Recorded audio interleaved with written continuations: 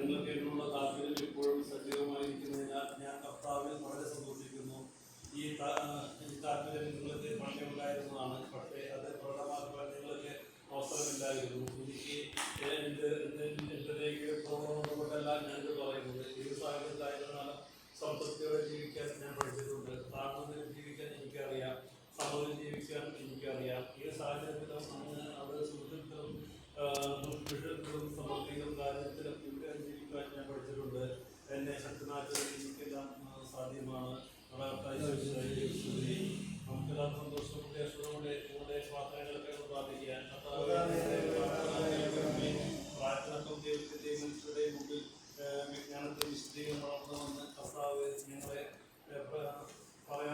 വിജ്ഞാനത്തെ വിശദീകരണം വളരുവാൻ ഇടയാക്കണമെന്ന് ഞാൻ പ്രാർത്ഥിക്കുന്നു. കർത്താവേ, ഞങ്ങളുടെ പ്രാർത്ഥന കേൾക്കണമേ.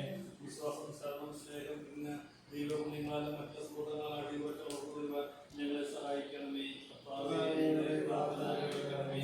തിന്മയെ നന്മ കൊണ്ട് ജയിക്കുവാൻ ഞങ്ങൾക്ക് കാണണമെന്ന് ഞങ്ങൾ പ്രാർത്ഥിക്കുന്നു. കർത്താവേ, ഞങ്ങളുടെ പ്രാർത്ഥന കേൾക്കണമേ. ഇന്ന് പിറന്നാളാവധിക്ക് ഞങ്ങളുടെ പ്രിയപ്പെട്ട ഞാനെന്ന വ്യക്തിക്ക് കൊണ്ടാല് ജയിക്കണമെന്ന് ഞങ്ങൾ പ്രാർത്ഥിക്കുന്നു. കർത്താവേ,